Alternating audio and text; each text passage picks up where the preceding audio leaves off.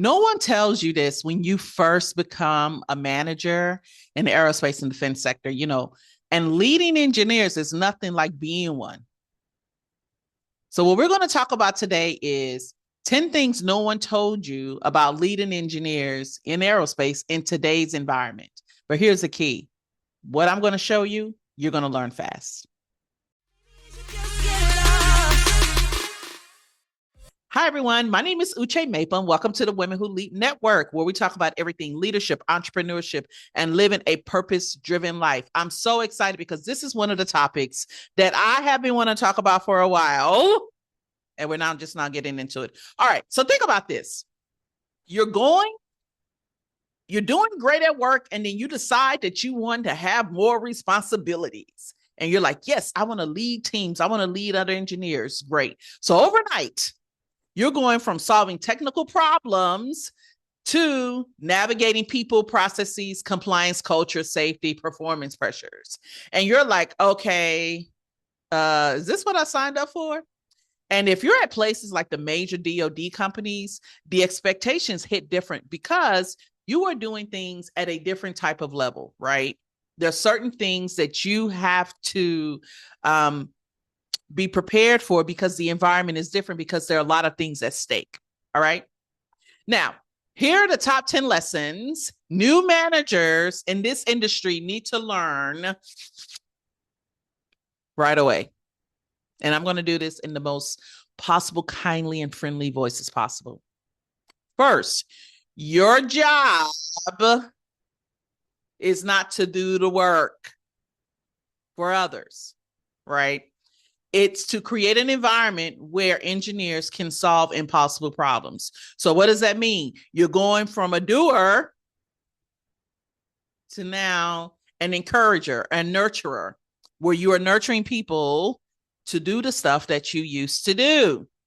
It is a shift from technical contribution to performance enablement. And let me say that again. It is a shift from where you're technically contributing to where you are enabling, empowering people to do their highest level of performance. All right. The second thing is, let's get this. The second thing is your highest performers can become your biggest challenge if you don't set expectations early. Because the reality is that, with brilliant engineers, structure is really limiting because of the creativity and innovation that they require. And if you don't set those expectations of what you are looking for them to do in their lane, listen, you're going to be spending money, a lot of money, and your project is going to be, and the stuff that they need to provide you is going to be 6 months late. So you got to get it together. Yes, you got to get that together. The third thing is that you can't manage everyone the same way. Technical expertise does not equal to emotional maturity. So number 3, I'm going to repeat that. You cannot manage everyone the same way. Technical expertise does not equal emotional maturity. And this is something they do not often teach.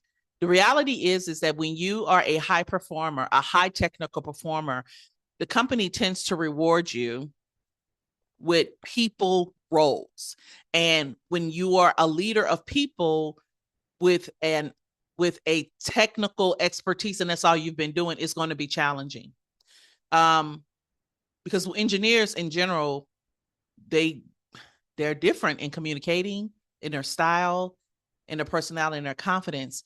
And as a new leader, you're going to have to learn how to navigate that. The fourth thing is being liked is optional, but being trusted is mandatory. Number 4, being liked is optional. Being trusted is mandatory.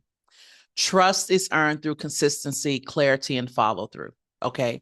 And when you become a leader, and this is your first time, it can be confusing because, especially if you're leading people who you're leading people who you were once co-workers with, and you guys were in a team together, now you're leading them. And it can be challenging. It will be challenging. I'm just going to give you a heads up. It's going to be challenging. So, but you want to, it's not about being liked. It's about being trusted and through consistency. The fifth thing is meetings aren't meetings, they're risk assessments. Okay. Meetings, number 5, meetings aren't meetings. They are risk assessments. This is your opportunity to get ahead of any problems that are going to come your way. Every decision has downstream engineering costs, safety, and compliance implications. The reality is that when you're making a decision, when you're coming to the meetings and you're asking for status, you definitely have to make sure you're prepared to ask questions, because what happens is that sometimes, some people will give you very detailed in what, like where they are, and others will give you a really high level answer. And you want to make sure that you know what is happening in their assignment that they're working on. Because oftentimes, engineers, we have a tendency to just do our work, and, we'll come talk to you when we have problems. And sometimes some people may not come and talk to you at all. So you want to make sure that this is your opportunity when you're in those meetings to do risk assessment as quickly as possible. And one thing I like, a leader told me, he said, trust but verify. And that's what you're going to have to start doing as a new leader. Number 6, feedback is not about,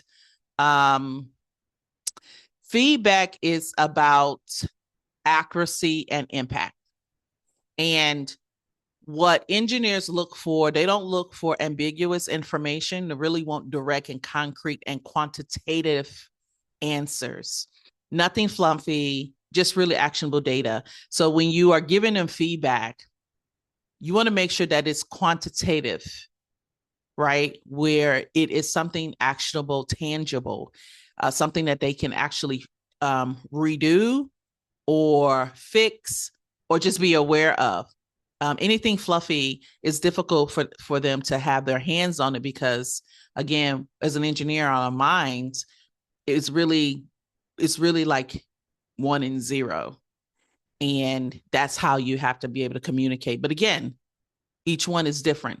And the more you talk to the people that work for you, you will begin to learn what their communication style is, and how they're able to receive the information you're giving them.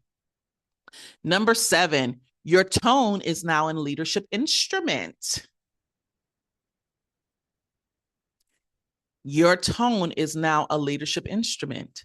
When you are in meetings, people can get insight if you're stressed, if you're calm. A stressed tone can freeze teams. A calm tone can stabilize a crisis. I have been in meetings where I've always had have a calm tone when I'm in meetings, even when crisis is going on, because that's the only way that I know that I can function. If I get into the crisis mode with everyone else, it becomes chaotic and things start breaking down in my brain. And I have been in environments where I've seen leaders, they freeze a team. And I remember one time I was a manager of a team, and we needed to get some work done, but we didn't really have the people there to do the work. And I decided, went against my advice. I decided that I will step in and do this particular work. And the reality is that I couldn't get it done in time. And the team lead, in front of everyone, made a statement that froze me. And it put me in a position where I was on defense. And not even, in addition to that, the people who worked for me, it does, in a way, remove the lens that they see you as a leader. Because when another leader talks to another leader like that in front of their team, it removes credibility. And I'll never forget that. And I said that would never happen again. And but what happened after that's a different story. But my point is that as a leader, you have to be it's a time where you need to hit the button, and it's a time where you need to be calm, because your team members are, especially if it's on a major project and they need to produce, they're already in a frenzy. And they don't need their leader to do that on top of that, okay? Number 8, and this is what I did. Just fixing myself, is how new leaders burn out and bottleneck their team. Don't fix nothing. If that is not your assignment, do not go in there and creating chaos. You have to know how to delegate. And it's not a preference. And the reality is that if you don't have anyone there, your job is to go find someone who can do the work. And it's not you.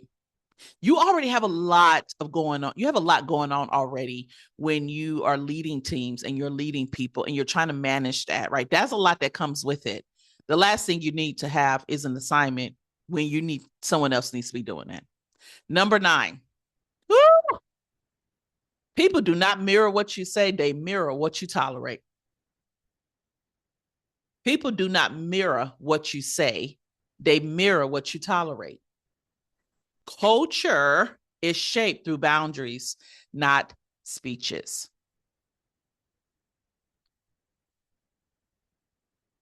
People do to you what you tolerate, and you will be tested. So make sure that you are aware of that, and people are not going to take advantage of your niceness, or they think they are perceiving that you're quiet, or even the opposite, where you're loud and boisterous. And set expectations, what you want as a leader up front, and be consistent with that, because people like consistency. They like to know that who you are portraying to be is who you really are, and you're not pretending to be someone else.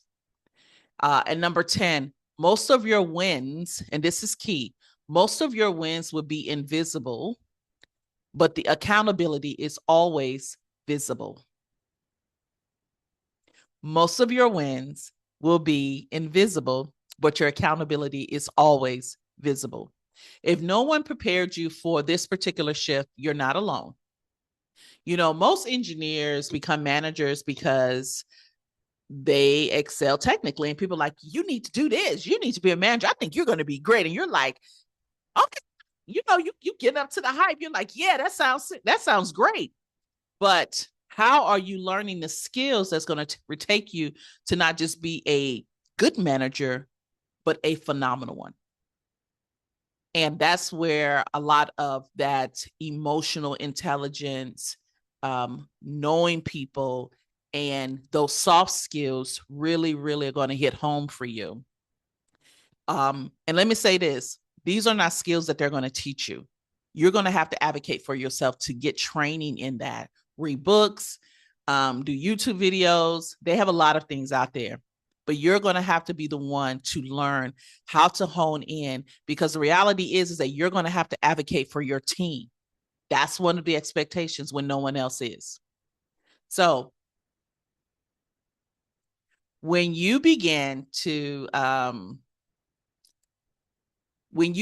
lead people more proficiently under pressure, and once you learn those type of skills, you know, that's when your team is going to stop depending on you, and they're going to start performing because of you. And the only thing I have to say next is welcome to leadership.